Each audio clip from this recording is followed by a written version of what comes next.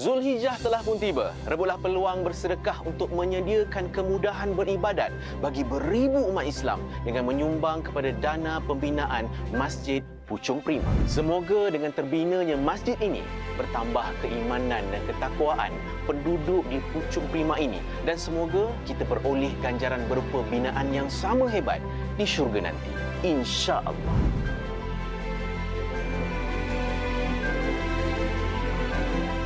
Allahu Akbar. Alhamdulillah, kita kembali lagi dalam Assalamualaikum. Masya Allah, itu dia salah satu lagi platform saham akhirat kita. Dan insya-Allah hari ini kita nak kongsikan kepada anda semua tajuk bersama dengan Masjid Jami' Taman Puchong Prima, iaitu memupuk perpaduan di bulan Zulhijjah. Dan sudah pastinya bersama dengan saya sekarang ni di studio daripada TV, saya bawa ke depan.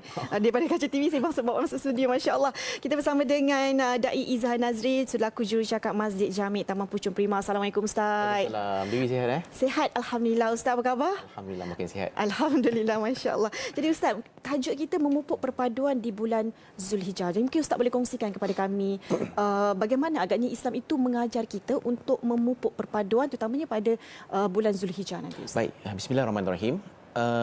Dalam bulan-bulan Islam ni ada 12 bulan dan setiap bulannya ada keistimewaannya masing-masing. Bulan Syawal, bulan Ramadan dan sebagainya. Ya. So bulan Zulhijjah ini adalah bulan terakhir dalam kalender Islam.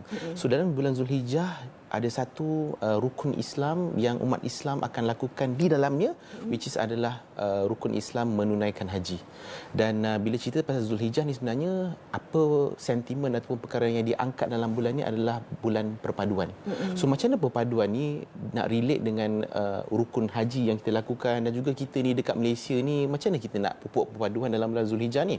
Yang pertama adalah kalau perasan semasa bulan haji, bulan Zulhijjah, orang menunaikan haji ini dia memupuk perpaduan nak beritahu walaupun umat Islam dekat daripada negara mana pun, benua mana pun, berkumpul di tempat yang sama. Okay. Membawa agama yang sama, membawa niat yang sama, dan juga melakukan ibadat yang sama.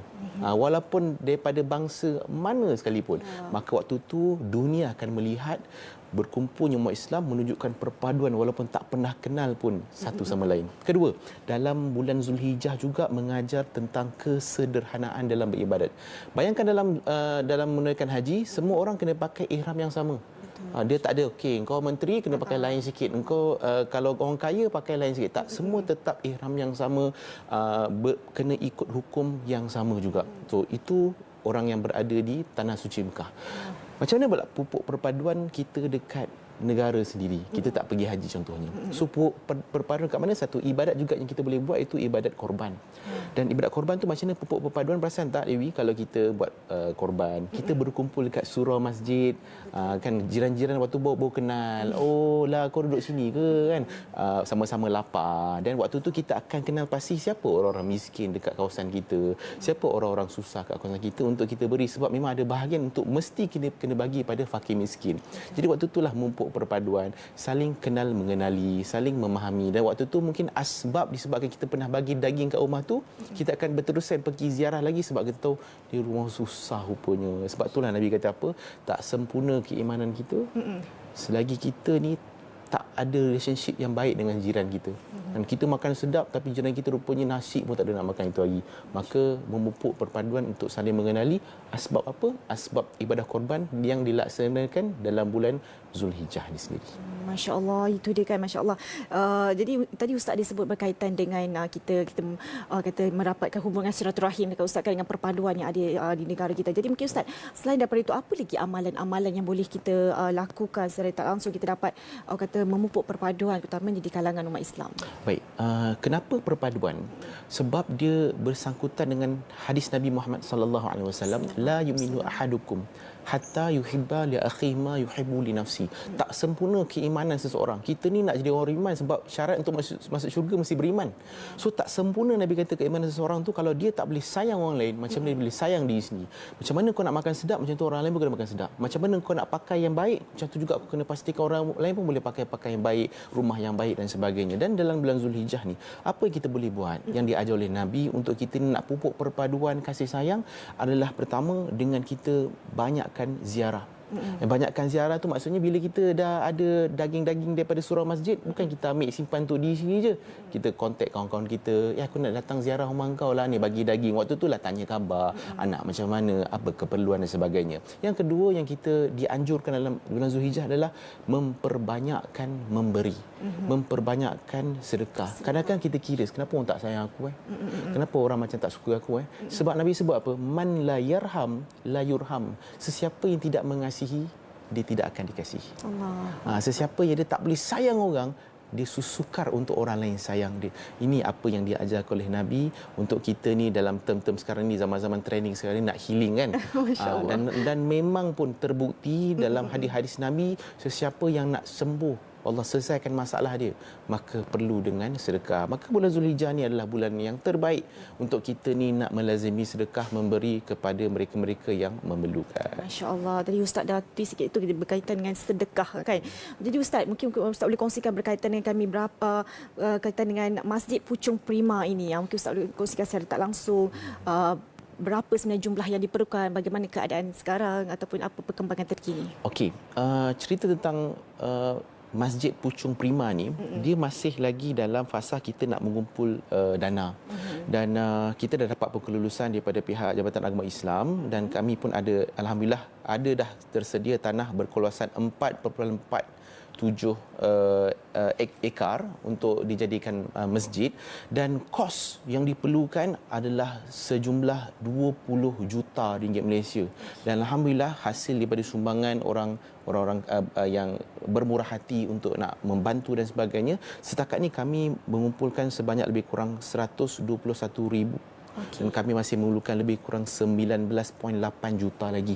Dan kenapa sampai 20 juta ni Ustaz kan? Nak buat apa? Buat masjid je pun kan? Sebab kita bukan hanya membina masjid. Dalam kawasan ini juga kita akan, of course, kita ada Dewan Utama yang akan menampung lebih kurang 671 jemaah. Kita pun akan ada juga ruang limpah dekat bahagian tepi dan sebagainya yang akan menampung juga lebih kurang 600 jemaah yang lain. Kita pun akan ada juga sekolah agama yang ada 2 tingkat. Bukan sekadar masjid saja, dan kita pun akan ada dewan serbaguna untuk orang ramai, orang sekitar itu kalau nak buat majlis kahwin kan, nak buat khatam Quran ke dan sebagainya, aktiviti keagamaan, boleh gunakan dewan serbaguna tersebut. Dan kita pun akan bangunkan juga quarters untuk AJK masjid, imam-imam kita yang mengimarahkan kita punya masjid, dan juga ada juga parking motosikal terbuka dan sebagainya untuk memberi ruang perniagaan. Kita memang ada bangunan serbaguna untuk meletakkan orang-orang nak berniaga tu boleh berniaga dekat kawasan luar masjid tu. So sebenarnya itu adalah satu pembinaan secara holistik menyeluruh, bukan hanya semata-mata seketul masjid saja, tapi ada juga pembinaan untuk membantu ekonomi orang-orang di sekeliling tu juga, dan kemudahan mereka untuk meletakkan perpaduan tu. Sebab itulah hub ataupun tempat center untuk orang-orang ramai untuk berkumpul. Sebab Dewi dan juga para penonton, dekat Puchong ni berlaku kesesakan dekat masjid, kalau especially waktu solat Jumaat. Jadi sebab tu melihat pada keperluan membina masjid, maka wujudlah perancangan untuk membina Masjid Jami' Taman Puchong Prima ni. Masya Allah. Jadi Ustaz kongsikan bagaimana caranya mereka untuk bersama-sama dengan Masjid Jami' Taman Puchong Prima ini. Okey, bersempena dengan bulan, kita nak masuk dah bulan Zulhijjah ni, kita nak banyak memberi, kita nak banyakkan sedekah. Masjid ni tuan-tuan, kalau ada dengar je orang offer masjid, kena bagi. Sebab inilah amalan yang takkan terputus bila kita mati nanti. Dan kita simpan duit, petang ni kita mati.